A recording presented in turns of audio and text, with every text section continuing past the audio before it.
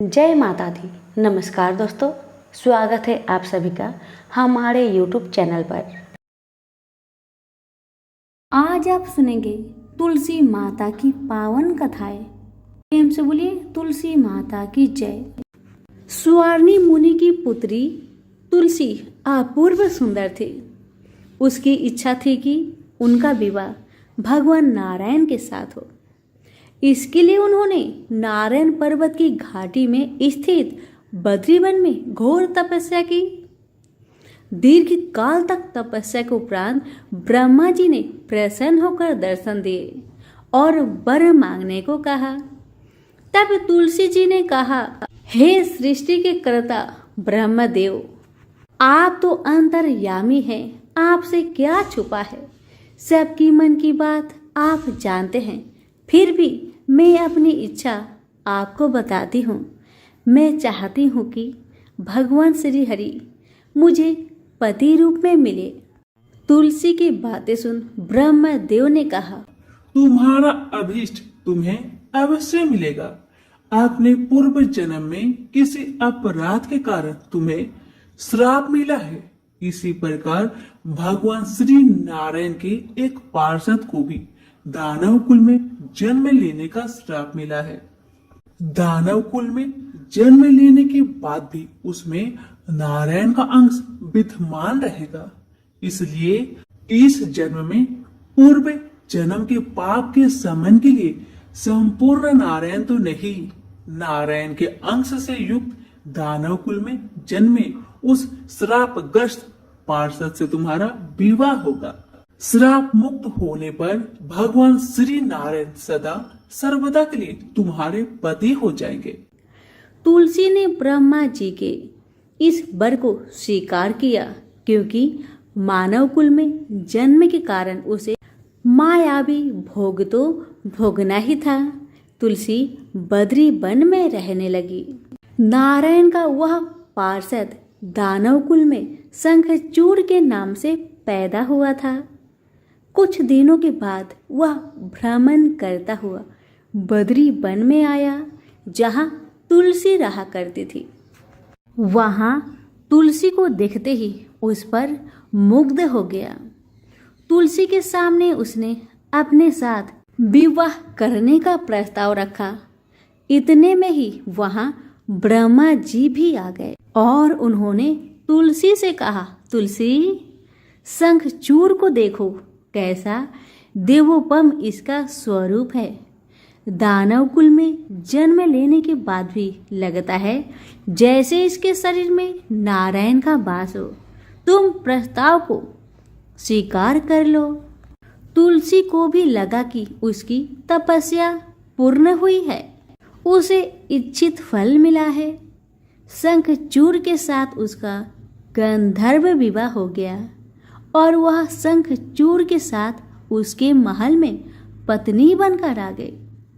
शंखचूड़ ने अपनी परम सुंदरी सती सावधि पत्नी तुलसी के साथ बहुत दिनों तक राज्य किया।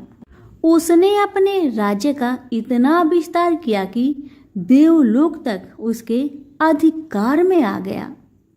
स्वर्ग का सुख भोगने वाले देवताओं की दशा भिखारियों की जैसी हो गई। शंखचूड़ किसी को भी कष्ट नहीं देता था, पर अधिकार और राज्य छीन जाने से सारे देवता मिलकर ब्रह्मा, विष्णु और शिव की सभा में गए तथा अपनी विपत्ति सुनाई। ब्रह्मा जी ने कहा, तुलसी परम साध्वी है, उसका विवाह शंखचूड़ से मैंने ही करवाया था। शंखचूड़ को तब तक नहीं हराया या मारा जा सकता है जब तक तुलसी को न छला जाए। विष्णु जी ने कहा, शंखचूड़ पूर्व जन्म में मेरा पार्षद था। श्राप के कारण उसे दैत्य कुल में जन्म लेना पड़ा। इस जन्म में भी मेरा अंश उसमें व्याप्त है। साथ ही तुलसी के पतिव्रत धर्म से वह अजय है। फिर देवताओं की सम्मति से भगवान शिव ने शंखचूड़ के पास संदेश भेजा कि या तो वह देवताओं का राज्य लौटा दे या फिर उनसे युद्ध करे। शंखचूड़ भगवान शंकर के पास पहुंचा। उसने कहा, देवादिदेव, आपके लिए देवताओं का पक्ष लेना उचित नहीं है। राज्य बढ़ाना हर राजा का कर्तव्य है। मैं किसी को दुखी नहीं कर रहा हूँ। देवताओं से कहिए वे मेरी प्रजा होकर रहे। मैंने आपका भी कोई उपकार नहीं किया है और हमारा आपका युद्ध शोभा नहीं देता। अगर आप हार गए तो बड़ी लज्जा की बात होगी।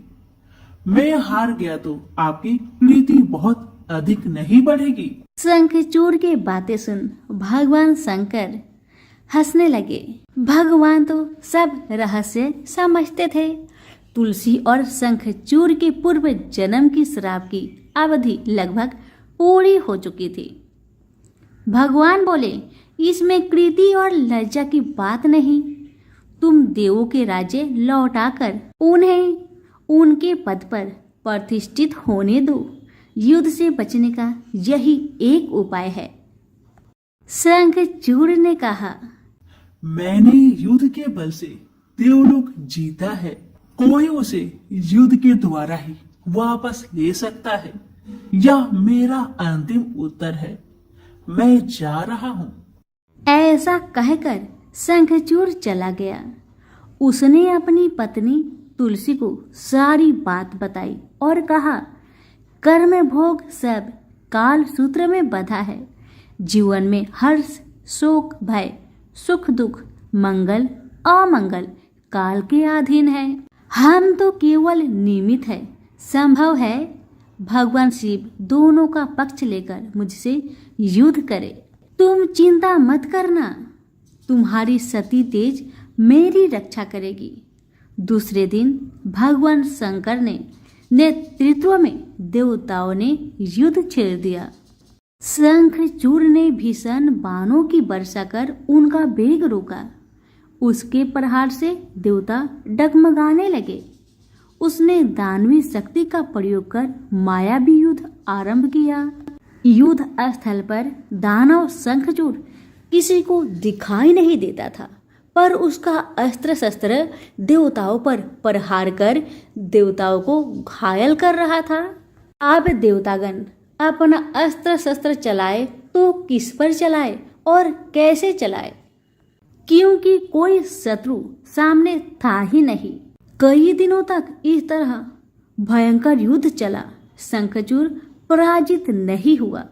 तब भगवान शिव ने विष्णु जी से कहा, विष्णु, कुछ उपाय करिए, अन्यथा मेरा तो सारा यश मिट्टी में मिल जाएगा। तब श्री हरि विष्णु ने सोचे, बल से तो शंखचूड़ को हराया नहीं जा सकता, इसलिए छल का सहारा लेना होगा। उन्होंने तुरंत अपना स्वरूप शंखचूड़ जैसा बनाया और वस्त्र शस्त्र से सज्जित हो तुलसी के पास आए और बोले, प्रिय, मैं युद्ध में जीत गया। सारे देवता भगवान शंकर समेत हार गए। आओ, इस खुशी में आओ, मैं तुम्हें अंक से लगा लूं। पति को प्रत्यक्ष खरा देख तथा विजय का समाचार सुन वह दौड़कर मायावी शंखचूड़ के गले से लिपट गई। इस प्रकार पति पत्नी दोनों ने आलिंगन को खूब खुशी मनाई। पर पुरुष के साथ इस प्रकार का व्यवहार से उसका सती तेज नष्ट हो गया। उसका सती तेज जो शंखचूड़ की कवच के रूप में रक्षा कर रहा था, वह कवच नष्ट हो गया। शंखचूड़ शक्तिहीन हो गया। यह जानते ही भगवान शंकर ने अपने त्रिशूल से प्रहार किए। त्रिशूल के लगते ही शंखचूड़ जलकर भस्म हो गया। शंखचूड़ के मरने को जानकर विष्णु अपने असली स्वरूप में आ गए। सामने अपने पति शंखचूड़ के स्थान पर भगवान विष्णु को खड़ा देख तुलसी बहुत विस्मित हुई। उसको पता लग गया कि स्वयं नारायण ने उसके साथ छल किया है। क्रोध में आकर उसने श्राप दिया। एक सती स्त्री का अस्तित्व भंग करने के अपराध में तुम हृदयहीन पत्थर हो जाओ। विष्णु ने तुलसी के श्राप को सिरोधार्य कर कहा, देवी तुम्हारा तथा शंखचूड़ के कल्याण के लिए मुझे ऐसा करना पड़ा। तुम दोनों को श्राप मुक्त करना था। तुम भी अब शरीर त्याग कर तुलसी बिरुवा के रूप में जन्म लोगी और मेरी पूजा तुलसी दल से होगी। मैं सालग्राम पत्थर बनूंगा। मेरे शीश पर तुम आदर से विराजमान होगी। तुम्हारे पति की हड्डियों के चूर्ण से शंख की उत्पत्ति होगी। उस शंख ध्वनि से देवताओं तथा मेरी पूजा आराधना होगी। जहाँ शंख ध्वनि होगी वहाँ मंगलमय में मैं विराजमान रहूंगा। तुमने पूर्व जन्म में बद्री वन में मुझे पाने के लिए बड़ी तपस्या की थी। अब अगले जन्म में मैं नारायण पर अस्तर के रूप में बद्रीनाथ वन में स्थापित हो जाऊंगा और मेरी पूजा अर्चना फल फूल से न होकर तुम्हारी तुलसी दल से होगी। मेरे शीश पर विराजमान होकर तुम मुझसे भी ऊंचा पद प्राप्त करोगी। प्रेम से बोले तुलसी माता की जय हो, शालिग्राम जी की जय हो, विष्णु भगवान की जय हो। बहुत समय पहले की बात है। एक गांव में एक ननद भाभी रहा करती थी। ननद अभी कंवारी थी।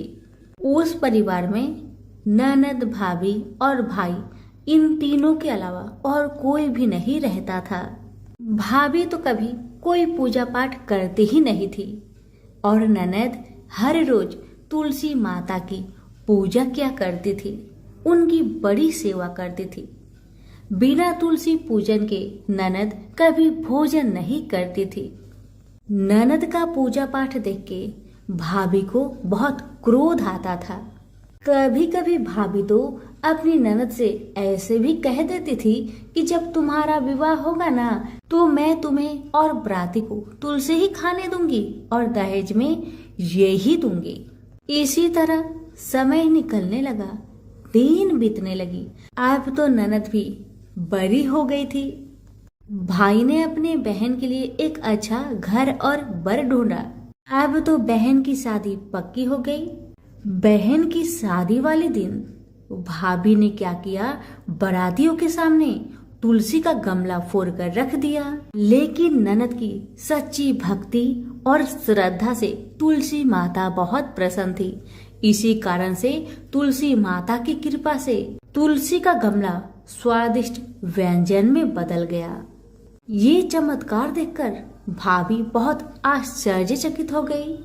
लेकिन फिर भी उसका आदत नहीं गया। उसने फिर क्या किया, अपने ननद को गहने के बदले में तुलसी की मंजरी पहना दी। लेकिन तुलसी माता की कृपा से वह मंजरी भी सोने के आभूषण में बदल गए। ये देखकर भी भाभी बहुत हैरान हुई, मगर फिर भी अपनी करतूत करनी ना बंद किया। उसने फिर वस्त्रों के स्थान पर तुलसी का जनेऊ रख दिया। लेकिन तुलसी माता की कृपा से वह तुलसी का जनेऊ रेशमी और सुंदर वस्त्र में बदल गया। ननद की भाभी बहुत पापिन थी, इसलिए तुलसी माता की महिमा को न जान सकी। भाई ने अपने बहन को बड़े प्यार और आदर के साथ विदा किया। बहन ससुराल में गई। ससुराल वाले उसके दहेज आदि के बारे में बहुत बड़ाई करने लगे। जब ये बात भाभी को मालूम हुई तो उसे बड़ा आश्चर्य हुआ और तुलसी जी की पूजा का महत्व उसको समझ में आ गया। भाभी की एक लड़की थी। अब भाभी सोचने लगी, क्यों ना मैं भी अपनी बेटी को तुलसी माता की पूजा करने को कहूँ। अब तो भाभी अपनी लड़की से कहने लगी कि तू भी तुलसी माता की सेवा कर, तुझे भी बुआ की तरह फल मिलेगा। पर लड़की अपनी माँ के जैसी ही थी। उसे तुलसी की सेवा में मन नहीं लगता था। भाभी की लड़की हर रोज सुबह स्नान करके ऊपर के मन से अपनी माँ की बात रखने के लिए तुलसी माता की पूजा कर लिया करती थी, मगर मन उसका पूजा में कभी नहीं लगा।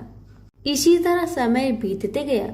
इस बार भाभी ने खुद अच्छा घर और वर देखकर अपनी बेटी का विवाह तय किया। और जब विवाह का समय आया तो भाभी ने सोचा जैसा व्यवहार मैंने अपनी ननद के साथ किया वैसा ही व्यवहार मैं अपनी बेटी के साथ करूंगी, क्योंकि मैंने जो ननद के साथ व्यवहार किया उसी व्यवहार के कारण ननद को इतनी इज्जत मिली थी। क्यों ना मैं भी अपनी लड़की के साथ वैसा ही व्यवहार करूं। अब जैसे ही बाराती वाले आए, भाभी ने तुलसी जी का गमला को फोड़कर बाराती के सामने रख दिया, परंतु इस बार मिट्टी मिट्टी ही रही, मंजरी व पत्ते भी अपने पूर्व रूप में ही रहे तथा जनेऊ भी जनेऊ ही रहा। सभी बाराती भाभी की बुराई करने लगे। ससुराल में भी लड़की की और उसकी माँ की बहुत बुराई हो रही थी। भाभी को अपनी ननद से बहुत जलन होता था। इस कारण भाभी अपनी ननद को बहुत कम ही घर पर बुलाया करती थी, पर भाई अपने बहन को बहुत मानता था। भाई ने एक दिन सोचा बहन की शादी किए हुए बहुत साल हो गए, क्यों ना मैं अपने बहन से मिलकर आऊं, उसके ससुराल जाऊं। अब भाई ने अपनी इच्छा अपनी पत्नी को बताया। पत्नी से कहा कुछ सौगात ले जाने के लिए कुछ दो, बहन का घर जाऊंगा, खाली हाथ कैसे जाऊं, कुछ हो तो मुझे दो। भाभी ने क्या किया, गुस्से से जुआर एक थैले में भरकर कहा लो इसी को लो और अपनी बहन के घर ले जाओ, मेरे पास और कुछ नहीं है, यही है, इसी को ले जाओ। बेचारा पति दुखी मन से चल दिया वही जुआर भरे थैले को लेकर, और मन ही मन में सोचते जा रहा था भला कोई भाई अपने बहन के ससुराल में जुआर ले जाता है। यही सोचते सोचते भाई बहन के ससुराल की तरफ जा रहा था। उसने सोचा ये जुआर बहन के ससुराल ले जाऊंगा तो लोग क्या कहेंगे, क्यों ना मैं इसे गाय को खिला दूं। भाई जब बहन के नगर के समीप पहुंचा और उसने एक गौशाला में गाय के सामने जुआर का थैला उलट दिया। जुआर को उलटता देखकर तब गौपालक ने कहा ए भाई तुम ये क्या कर रहे हो, सोना मोती गाय के आगे क्यों डाल रहे हो। भाई ने जब नीचे देखा तो सचमुच हीरे मोती सोना चांदी जगमगा रहे थे। भाई ने तुलसी माता के चमत्कार को जान लिया और जोर जोर से तुलसी माता की जयकारा लगाने लगा और सारी कहानी उस गौपालक को बताया। सोना चांदी हीरा मोती थैले में भरकर बहुत प्रसन्न मन से अपने बहन के घर गया। बहन भाई को देखकर बहुत प्रसन्न हुई और अपनी भाई की बहुत आवभगत की। भाई ने अपनी बहन की सास ससुर से आज्ञा लेकर अपनी बहन को घर लेकर आया और रास्ते में सारी कहानी बताते आ रहा था कि कैसे भाभी ने ज्वार भरकर थैले में दिए थे और तुलसी माता की कृपा से कैसे ये ज्वार हीरे मोती सोने चांदी में बदल गए। भाई को तुलसी माता का महिमा पता चल गया था। अब भाई और बहन घर आकर अपनी भाभी को सारी कहानी बताते हैं और तुलसी माता की महत्व को समझाते हैं और पूजन करने का फल उसे भी बताते हैं। अब तो भाई और भाभी और उसकी बेटी तीनों जन मिलकर हर दिन तुलसी माता का पूजन किया करते थे और तुलसी माता भी उनके पूजन से प्रसन्न होकर उनके घर में अन्न धन के भंडार भर दिए और भाभी की बेटी को भी अच्छा घर और वर मिला। तो सभी मिलकर बोलिए तुलसी मैया की जय हो। कथा अच्छी लगे तो लाइक करके अभी शेयर करें। धन्यवाद। हर महीने में एक बुढ़िया माई तुलसी माता का पूजन और सींचन करती और साथ में कहती, हे तुलसी माता सत की दाता, मैं तेरा बिडला सींचती हूँ, मुझे बहू दे, पीताम्बर की धोती दे, मीठा मीठा घास दे, बैकुंठा में बास दे, चटक की चाल दे, पतक की मौत दे, चंदन का काठ दे, रानी सा राज दे, दाल भात का भोजन दे, 11 की मौत दे, श्री कृष्ण का कांधा दे। बूढ़ी माई की ये सभी बातें सुनकर तुलसी माता सूखने लगी। तो भगवान ने पूछा कि हे तुलसी, तुम क्यों सूख रही हो? भगवान की बातें सुन तुलसी माता कहने लगी कि एक बुढ़िया माई मेरे पास रोज आती है और वह पूजन करके यही बात कह जाती है। मैं सब बात को पूरा कर दूंगी, लेकिन भगवान कृष्ण का कंधा कहाँ से लाऊंगी? तो भगवान बोले, जब वो बुढ़िया मरेगी तो मैं अपने आप उसे कंधा देने आ जाऊंगा। तो बुढ़िया माई से कह देना। समय बीतता गया। जब बुढ़िया माई मर गई, सब लोग आ गए। जब माई को ले जाने लगे तो वह किसी से न उठी। तब भगवान एक 12 बरस के बालक का रूप धारण करके आए। बालक ने कहा, मैं कान में एक बात कहूंगा तो बुढ़िया माई उठ जाएगी। बालक ने कान में कहा, बुढ़िया माई मन की निकाल ले, पीतांबर की धोती ले, मीठा मीठा घास ले, बैकुंठा बास ले, चटक की चाल ले, पटक की मौत ले, कृष्णा जी का कांधा ले। यह सुनकर बुढ़िया माई हल्की हो गई। भगवान ने कंधा दिया और बुढ़िया माई को मुक्ति मिल गई। हे तुलसी माता, जैसे बुढ़िया माई को मुक्ति दी वैसे सबको देना। प्रेम से बोलिए तुलसी मैया की जय हो। एक नगर में एक गरीब ब्राह्मण अपनी पत्नी के साथ रहता था।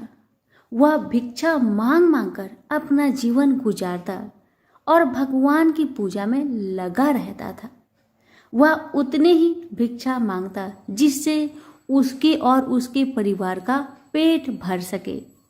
उस नगर का राजा बहुत धनवान था और ब्राह्मणों का आदर करने वाला था।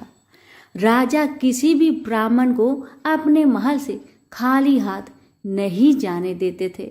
दूर दूर से ब्राह्मण राजा के पास आते और मुंह मांगा दान लेकर आशीर्वाद देते हुए वापस चले जाते थे। एक दिन ब्राह्मण की पत्नी ने ब्राह्मण से कहा कि दूर दूर के ब्राह्मण राजा से मनचाहा दान लेकर चले आते हैं और तुम भी यहाँ रहकर राजा के पास नहीं जाते। जन्म भर में कंगाली का झक झेलूं, आज तुम जाओ और राजा से कुछ मांग कर लाओ। ब्राह्मण ने पत्नी को समझाते हुए कहा, तू तो बावड़ी है, हमें धन की क्या जरूरत? हमें इतना तो मिल ही जाता है जिससे हम अपना पेट भर सके, और राजा का धन तो अच्छा नहीं होता, वो हमें नहीं लेना चाहिए। ब्राह्मण की पत्नी जिद पर अड़ गई और बोली, मैं तुम्हारी एक भी बात सुनने वाली नहीं। कब तक हम कंगाली में जीते रहेंगे? तुम तो रोज माला लेकर बैठ जाते हो। अपने बच्चे को क्या खिलाएंगे और क्या पहनाएंगे? जब बच्चे दूसरे बच्चों को पहनते, ओढ़ते और खाते पीते देखेंगे तो उनका भी मन ललचाएगा। अब तुम राजा के पास जाओ। राजा बहुत भला व्यक्ति है, वो हमें मुंह मांगा दान जरूर देंगे।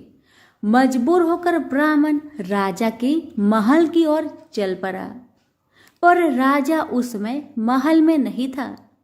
ब्राह्मण को वापस लौटना पड़ा। दूसरे दिन ब्राह्मण की पत्नी ने ब्राह्मण को फिर से महल में भेजा, परंतु राजा फिर से महल में नहीं मिला। तीसरे दिन राजा महल में गया और उसने ब्राह्मण का स्वागत किया और उसे आसन पर बैठाया और साथ में ब्राह्मण देवता से 2 दिन न मिल पाने के लिए क्षमा भी मांगी। राजा ने कहा, मैं आपकी क्या सेवा कर सकता हूँ?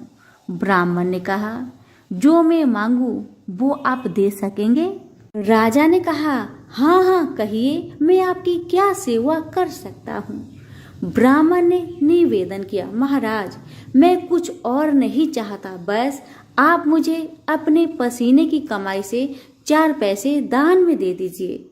ब्राह्मण की बात सुन राजा बहुत हैरान हो गए और मन ही मन सोचने लगे कि मेरे महल में कितने सारे धन पड़े हैं, पर मेरी मेहनत की एक कौड़ी भी नहीं है।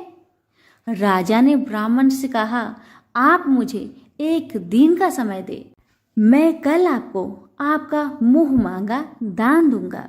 ब्राह्मण महल से अपने घर को खाली हाथ ही लौट आए। ब्राह्मण को खाली हाथ आता देख पत्नी बोली, क्या हुआ, राजा ने कुछ दिया नहीं? ब्राह्मण बोला, राजा ने कल देने के लिए कहा है। ब्राह्मण की पत्नी सोचने लगी, शायद इन्होंने बहुत सारा धन मांगा होगा और राजा को इसकी व्यवस्था करने में समय लग रहा होगा, इसलिए कल बुलाया है। दूसरी ओर राजा ने अपने राजसी कपड़े बदलकर फटे पुराने कपड़े पहने और मजदूर जैसा भेष बना लिया। जब राजा की पत्नी ने देखा और कारण पूछा तो राजा ने सब कुछ बताया। रानी बोली, मैं भी आपके साथ चलूंगी। राजा के हाँ कहने पर रानी भी पुरानी साड़ी पहनकर आ गई। इस प्रकार राजा रानी मजदूरी की तलाश में शहर निकले। लुहारों के मोहल्ले में जाकर राजा ने आवाज लगाई, किसी को मजदूर चाहिए? आखिरकार एक लुहार ने उन्हें बुला लिया, जो पहिए पर हाल चढ़ाने की तैयारी कर रहा था। उसने राजा से कहा, देखो, तुम्हें पहले खलात ठोकनी पड़ेगी और जब आग आ जाए उसके बाद घन पिटना होगा। फिर रानी की ओर देखकर कहा, तुम्हें कुएं से पानी लेकर होदी भरनी होगी और कोयले वाले घर से कोयला लेकर भट्टी में डालना होगा। तुम दोनों के दिन भर काम करने के लिए मैं तुम्हें 2-2 आने दूंगा। अगर काम पसंद हो तो बोलो, नहीं तो अपना रास्ता नापो। राजा रानी लोहार के बताए काम को करने लगे। राजा खलात ठोकने लगा, पर उससे काम ठीक से नहीं हो पा रहा था। लोहार नाराज होकर राजा को ठीक से काम करने के लिए कहता है। राजा जैसे तैसे अपना काम करने लगा। रानी भी कुएं से पानी भरकर लाने लगी। रानी के हाथ में फफोले पड़ गए। किसी तरह बड़ी कठिनाइयों से उसने पानी का हौज भरा। उसके बाद रानी कोयला लाकर भट्टी में डालने लगी। कोयला भरने के कारण रानी के गोरे गोरे हाथ और कपड़े काले पड़ गए। भट्टी में आग आने पर लुहार ने पात भट्टी में से निकालकर पहियों पर जमाई और एक घन अपने हाथ में लेकर और एक राजा के हाथ में देकर कहा, देखो, बारी बारी से घन इस पर पटकना, हाथ इधर उधर ना होने पाए। राजा जोर जोर से घन पटकने लगा, लेकिन उसका निशाना ठीक नहीं बैठता था। कभी घन हाल पर गिरता तो कभी पहिए पर। मजदूरों का ऐसा काम देखकर लुहारिन बरबराती हुई आई और लोहार से कहने लगी, तुमने कहाँ से यह नौसिखिए मजदूर काम पर लगाए हैं? इनसे काम तो होगा नहीं। यह मजदूर तुम्हारा सब काम बिगाड़ देंगे। राजा रानी उन दोनों की फटाकर सुनते सुनते अपना काम मन लगाकर करते रहे। घन पटकते पटकते राजा का शरीर पसीना से तर तर हो गया और जोर शोर से सांस चलने लगी। रानी भी पानी भरते भरते और कोयला झोंकते झोंकते थक कर चूर हो गई। दोनों ने पूरे दिन बहुत मेहनत की। लुहार ने राजा रानी को 2-2 पैसे दिए, जिसे वो बड़ी खुशी खुशी लेकर महल आ गए। आज उन्हें पता चला कि मेहनत की कमाई कैसी होती है। राजा ने 4 पैसे अलग रख दिए और अगले दिन ब्राह्मण को बुलाकर उसे दे दिए। ब्राह्मण राजा को आशीर्वाद देकर घर लौटा और ब्राह्मणी से कहा, लो, मैं राजा के यहाँ से दक्षिणा ले आया हूँ। ब्राह्मणी खुश होकर दौड़ती हुई आई, पर जब उसने 4 पैसे देखे तो वह ठिठक कर रह गई और उन्हें दूर फेंक दिया। वो जल भूनकर ब्राह्मण से बोली, तुम जैसे दरिद्र राजा के यहाँ भी जाकर कुछ नहीं मांगा, शर्म भी नहीं आती। इतना कहकर रूठ कर चली गई और बहुत देर तक बरबराती रही। ब्राह्मण ने उन 4 पैसों को उठाकर तुलसी के पास रख दिए और सोचा जब ब्राह्मणी शांत हो जाएगी तो जरूरत पड़ने पर ये सिक्के को उठा लेगी। परंतु कई दिनों तक पैसे वहीं रखे रहे और फूल बेलपत्र ऊपर से गिर गिर कर मिट्टी में दब गए।